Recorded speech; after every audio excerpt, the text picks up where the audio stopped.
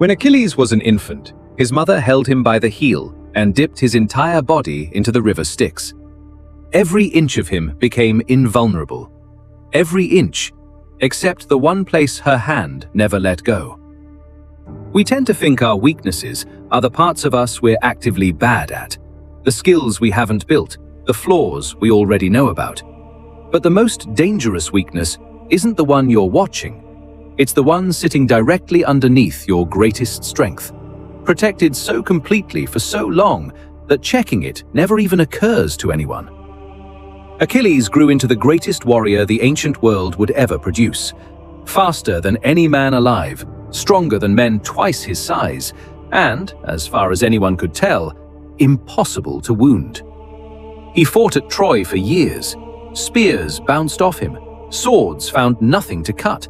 Arrows that would have felled any other man simply glanced away, as though his skin had forgotten how to be broken. Entire armies learned to fear the sight of him alone on the battlefield, because nothing they threw at him had ever worked. Not once, not in a decade of trying. And the more nothing worked, the less anyone, including Achilles himself, thought to ask where it might still work. That certainty had a cost. Achilles didn't fight carefully. He didn't need to. A man who cannot be wounded has no reason to protect any particular part of himself. Every part had already proven itself safe over and over in front of witnesses. So he moved through battle exposed in a way no ordinary warrior ever could afford to be. His heel was never covered by extra armor. Why would it be? Nothing had ever touched him there. Nothing had ever touched him anywhere. Paris, a prince with nowhere near Achilles' skill, fired an arrow from a distance during the final days of the war. By most accounts, the god Apollo guided its path. It didn't need to be a skilled shot. It needed to find the one place a lifetime of invulnerability had trained everyone, Achilles included, to stop thinking about. The arrow struck his heel. The greatest warrior in the ancient world died from a wound to the one spot that had never been tested, because it had never needed to be. So why does total strength in one area so reliably produce total blindness in another? Here's what's actually happening. Repeated proof that you're protected gives you a growing sense of safety. That sense of safety quietly switches off the part of you that keeps checking for exceptions. With that checking switched off, the untested spot stops looking like a risk and starts looking like just another part of the whole. No different, no more exposed. And once it blends in like that, you don't notice it's still uncovered, until something finds it that was never stopped by anything else. Strip away the myth, and the pattern says one thing. The stronger the armor, the less anyone thinks to check where it ends. Achilles is not a metaphor for this. He is the first version of it. Every collapse that came from one untested gap inside an otherwise overwhelming strength is running the exact same pattern. You don't need a river of invulnerability to see this pattern. It shows up anywhere a strength has been proven so many times that no one thinks to ask what it was never actually tested against. A team with a brilliant, dominant leader stops building a real second opinion into its decisions. Not out of laziness, but because that leader has been right so consistently that questioning them stops feeling necessary. Somewhere else, it's a company betting everything on one clearly superior product line, never asking what happens if the market moves to a place that product can't reach. Or an investor who's never had a bad year and has quietly stopped imagining the market that could finally give him one. Two real examples make this uncomfortably easy to see. One built on a toy aisle, the other on 2 Nobel Prizes. By 2000, Toys R Us was the dominant toy retailer on the planet. More than 1,500 stores worldwide, over $11 billion in annual revenue. A brand so total that it barely had competition worth naming. Its one visible weakness was the internet. A disastrous 1999 holiday e-commerce launch had crashed under demand and left the company publicly fined for undelivered Christmas orders. Rather than fix that weakness itself, Toys R Us leaned on its retail dominance, and handed the problem away entirely. In 2000, it signed a 10-year exclusive deal with Amazon. ToysRUs.com would simply redirect to Amazon's site, and Amazon would run the technology while Toys R Us supplied the toys.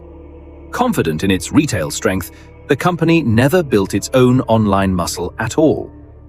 By 2003, Amazon had quietly started letting competitors sell toys on the same platform anyway. Toys R Us sued, and won, in 2006. But by then it had lost 6 critical years it could never get back. When it finally tried to build real e-commerce from scratch, buried under debt from a leveraged buyout years later, it was hopelessly behind. Toys R Us filed for bankruptcy in 2017 and was fully liquidated the following year. Toys R Us didn't fail because it was weak. Its retail power was so total that the one skill it never built, selling online itself, stayed completely undefended, by choice, for a full decade. A second example makes the same point from an entirely different angle, not a company's hardware, but a team's intelligence. In the mid-1990s, a hedge fund called Long-Term Capital Management assembled what may have been the most credentialed team Wall Street had ever seen: a legendary bond trader, 2 future Nobel Prize winners in economics, and a former vice chairman of the Federal Reserve. Their models, built on some of the most respected financial theory in the world, delivered extraordinary early returns, over 40% in back-to-back years. Investors treated the fund's intelligence as something close to invulnerable. Those models rested on one untested assumption: that markets would always stay liquid enough to exit a position when needed. In 1998, a debt crisis in Russia triggered a global flight to safety that sent the fund's trades moving in exactly the opposite direction its models predicted, and made its enormous, leveraged positions nearly impossible to sell without crashing the market further. In under 4 months, the fund lost close to $4.6 billion. It took a coordinated rescue by more than a dozen major banks, organized by the Federal Reserve itself, to keep its collapse from tearing through the wider financial system. The team's brilliance was never in question, before or after. What no one had stress-tested was what would happen if the market simply stopped behaving the way their models assumed it always would. Here's the paradox underneath this. The longer a strength holds up without failing, the more evidence it seems to offer that it's complete, when in reality, an untested strength and a complete one look exactly the same from the outside, right up until something finally tests the part that was never covered.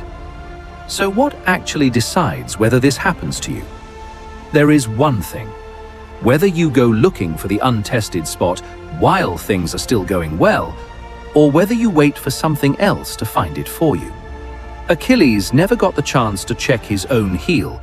It was checked for him once, permanently. The version of this pattern you can survive is the one where someone still goes looking on purpose. Achilles was, by every account, the greatest warrior of his age, and he still died from a single arrow, because the one part of him no one ever needed to protect was also the one part no one ever did. This is Nemarch. We look at the patterns behind human behavior, the same mistakes repeating, whether the costume is a myth, a market, or a memory. Subscribe if this is the kind of thing you think about. There's another one next week.